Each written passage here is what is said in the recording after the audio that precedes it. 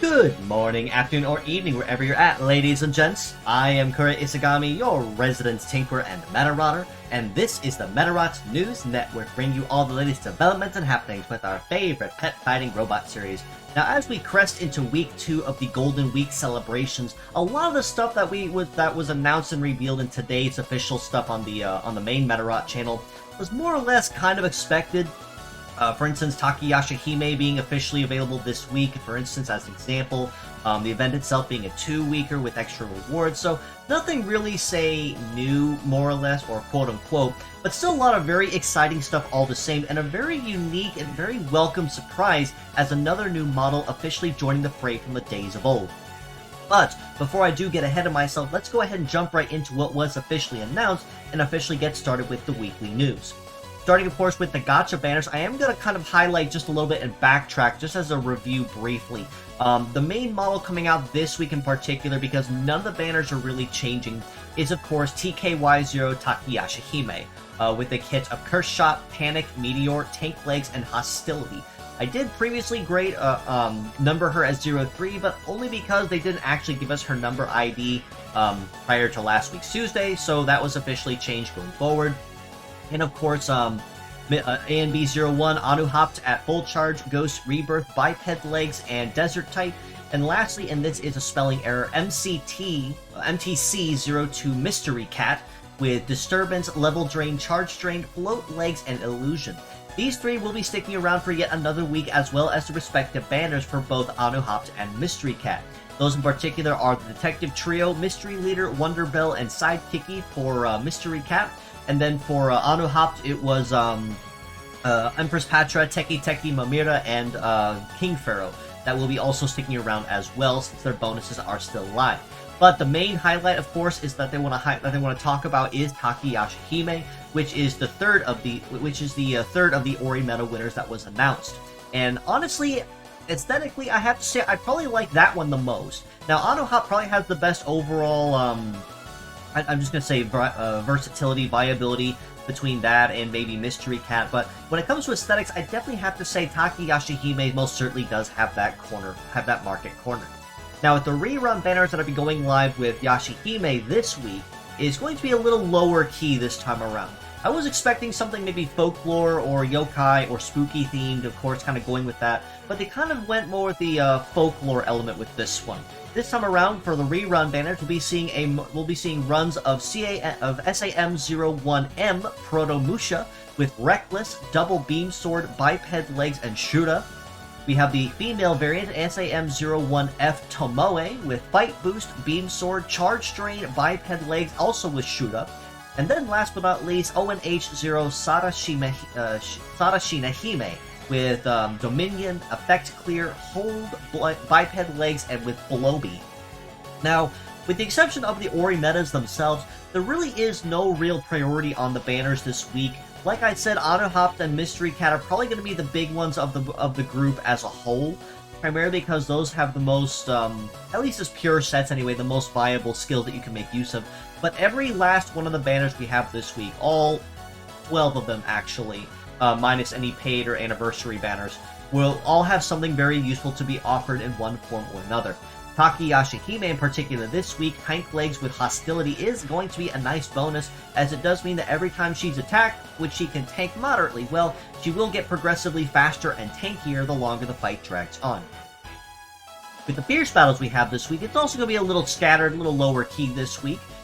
Starting that top row here with our Fierce Battles, we have HPP0 Hippopotamus with Stealth, Double Break Hammer, Tank Legs, and Trap Buster. Next to him is RIN0 Rhino Rush with Guard 500, Double Missile, Tank Legs, and Super Armor. And then last but not least, KZA01 Kaizo Korobe with Gatling, Rifle, Sword, Biped Legs, and Acrobatics. On this bottom row, we're starting off with OWS0 Papio Chevalier with Fight Boost, Discharge, Counter Guard, Float Legs, and Mascot. Next to her, we have CMR0 Aim Flash with Flash, Beam, Mega Gatling, Wheeled Legs, and Extra Magazine. And then last but not least, CRC01 Shafu with Sword, Double Anti-Air, Biped Legs, and Excel. Now, I can honestly say this with every week of Fierce Battles, and I'll continue to do so pretty much until the cows come home and they stop airing Medarot news.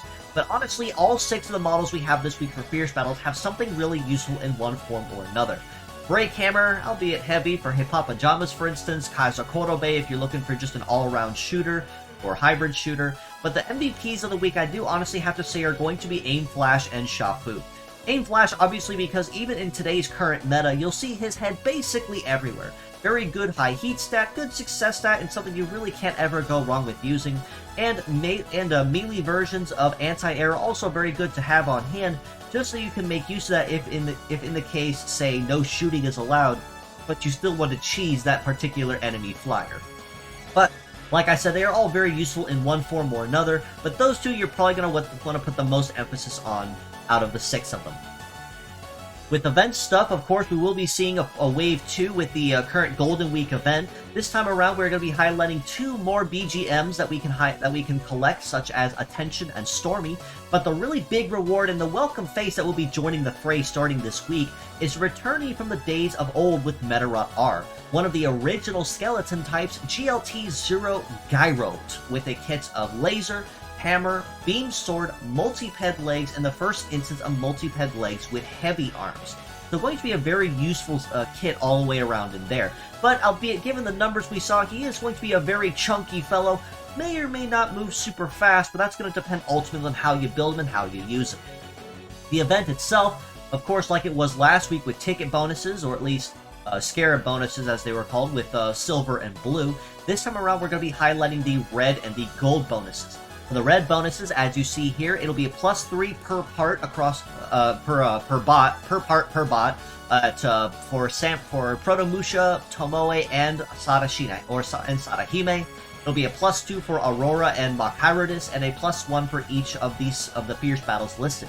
Also for Medarotters with the red bonuses, +2 for the for the R rank of Hotori, Nozomi, Ibuki, or Iku in particular, and a +1 for each of them for the N rank respectively. For the gold bonuses, it'll be a +3 for Takeyashi Hime this week, while last week she was only a +1 bonus per part, and the others, Autohopped, Mystery Cats, and Gyrotes, will give you a +1 each.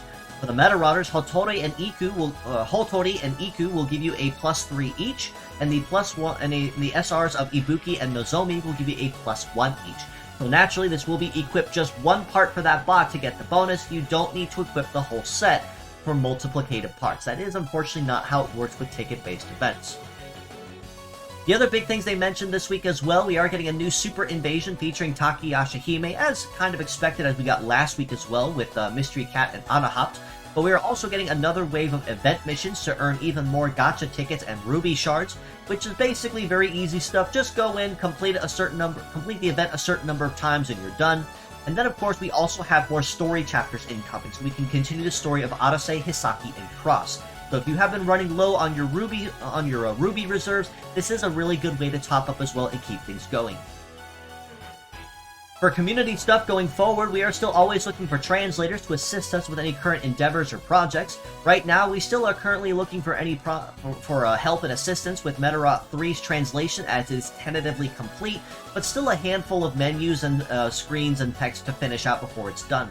Because we would love to start working on Medarots 4 and 5 and Navi, and even some early decompilation work has been started on 4, but we need manpower to be able to do so. So if you are knowledgeable in coding, cleaning Japanese, or if you know somebody that would be willing to lend a hand, send them our way, join our Discord in the link provided below. We can get you in touch with the right people to fill you in on what has been done and what still needs done up to this point. With the weekly art highlights here on the MNN, I had to highlight this one from yesterday's art stream here with me on Kura Draws. It was more of a shotgun art stream since I had so much fun with the first one on Sunday, but honestly, I like how it came out. Just a brief TLDR of how it went. I hosted a shotgun stream where we were going to design an Orimeda based on the random Medarot kit generator that I had designed about a year or so ago. And the ultimate result gave us a cartoon theme with a kit of Hyper Beam, Radar Sight, Discharge, Flight Legs, and Trigger Happy. So that was our kit, and basically my chat just took the idea and ran with it. And J-Plane here is essentially what we ended up with. And honestly, I dig it. All I did was just put the idea to paper, but I dig it. It's a cool design, it was really creative, and it's honestly a lot of fun. I might honestly enter that one in the next Orimeda contest, honestly, because it did come out really nice.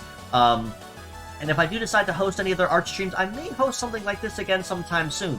Pump the generator a couple times, get a result, and just let the chat go at it, if you guys would like to tune in for the next one.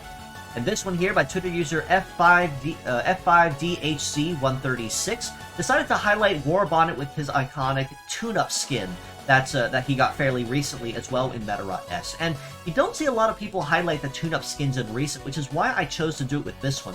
And it came out really nice, not gonna lie.